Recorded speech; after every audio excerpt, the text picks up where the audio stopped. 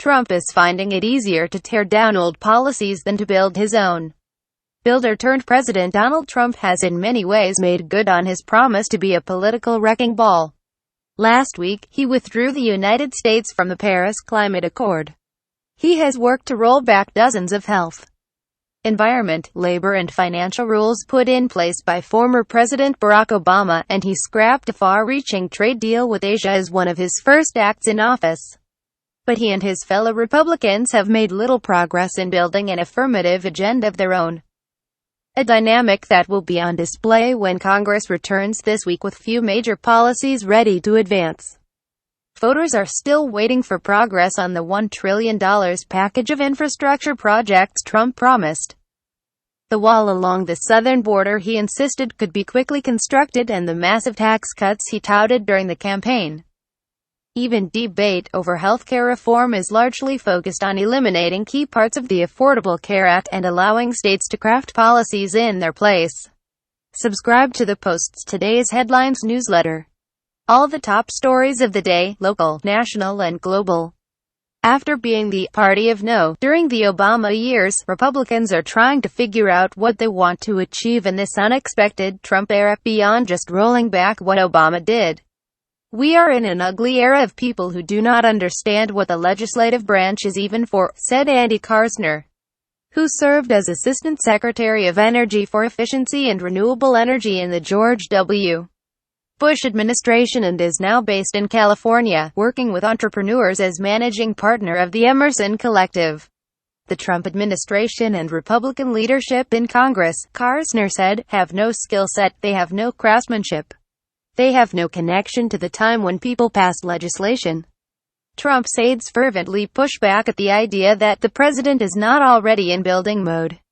Mark Short, Trump's Director of Legislative Affairs, rattled off a list of things the president has built so far. A better job environment with fewer regulations, relationships with fellow foreign leaders and U.S. lawmakers, a budget, and a plan for overhauling healthcare, along with nominating Neil M. Gorsuch to the U.S. Supreme Court. The administration plans to roll out a number of infrastructure projects this week and tackle tax reform this fall, along with getting started on building the southern border wall, he said.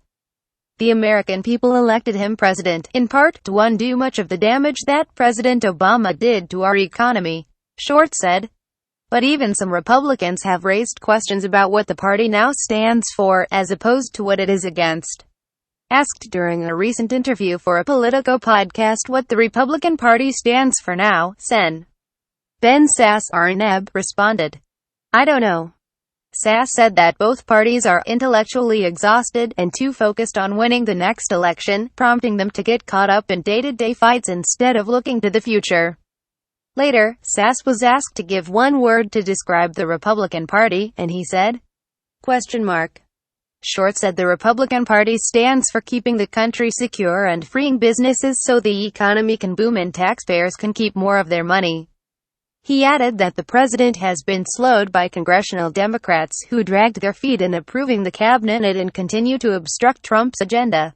Josh Holmes, a former chief of staff to Senate Majority Leader Mitch McConnell, Kentucky, said the appearance that Trump and Republicans are only focused on reversing Obama-era executive actions stems from the fact that there's a lot to do there.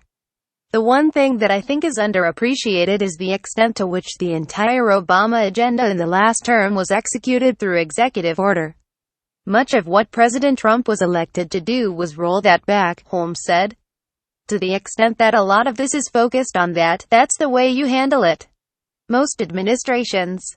There are legacies left by signature legislative accomplishments, and Obama had healthcare and Dodd-Frank, but he basically spent 6.5 years doing nothing from a legislative perspective. Holmes, like many other Republicans, stressed that it's early in Trump's term, and he was encouraged to see the president focus on American taxpayers and improving the economy in announcing his decision to leave the Paris Agreement on Thursday. That sort of focus will help rally support for tax reform, he said.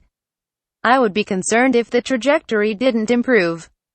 In the next couple of months, you don't need signature accomplishments, but you need progress towards it, Holmes said. I think tax reform is critically important for this administration, critically important. They've got to get it right.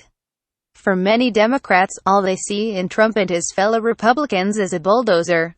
Senate Minority Leader Charles E. Schumer, DNY, said in a statement that the past 6 months have shown that the hard right, which has enveloped the Trump administration, is seasoned at being negative but can't do anything positive.